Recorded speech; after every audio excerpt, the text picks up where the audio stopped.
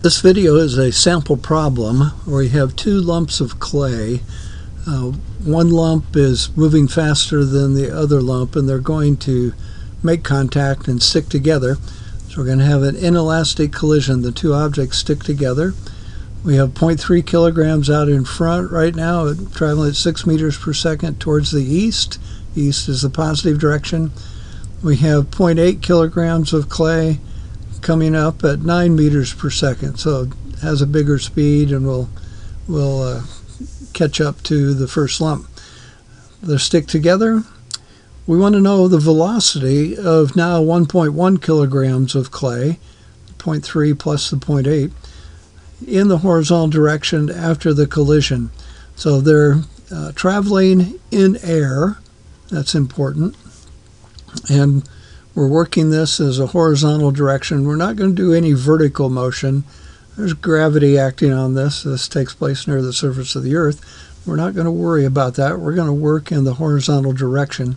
And we also want to answer the question, is the kinetic energy conserved in this inelastic collision?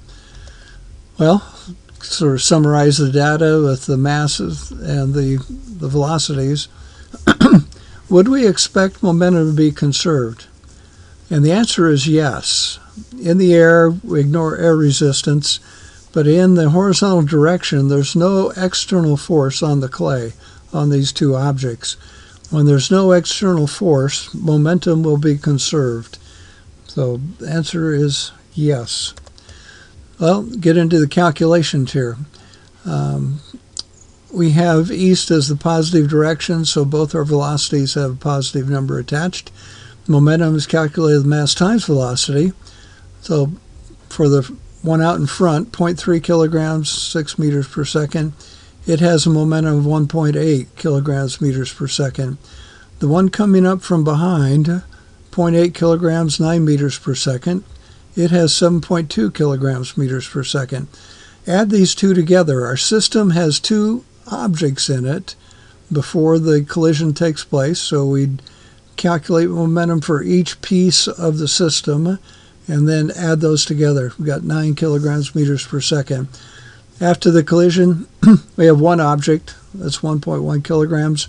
Our velocity is unknown, but we conserve momentum, so the quantity we have before equals the quantity of momentum we have afterwards. We can set up an equality and pull out your calculators and do this calculation, but 9 divided by 1.1 on my calculator, and again the kilograms units cancel, I come up with 8.18 meters per second.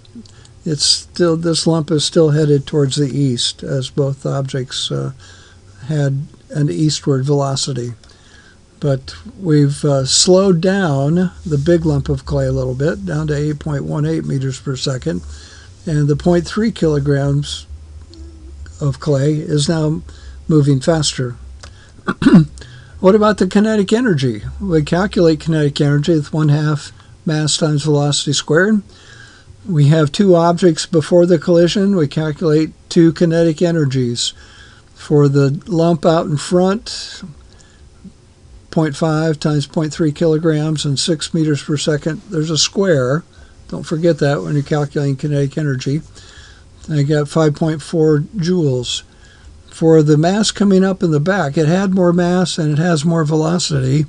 It has more kinetic energy. Excuse me. So 37.8 joules before. After the collision, we've got 1.1 kilograms. We worked out the speed on the velocity on the previous slide, and 36.8 joules. We've lost a little bit of kinetic energy, and that's a characteristic of inelastic collisions. Kinetic energy is not conserved. Well, I have many other YouTube videos related to physics and astronomy and some miscellaneous topics. They are listed, grouped by category, by topic, at gpclements.com. Everything here is free to view. You cannot resell it, but you don't give me your name, you don't give me your email address, don't give me anything. Just use the content to help your physics knowledge improve. My website does not put cookies on your computer. Ask your instructor if you have questions.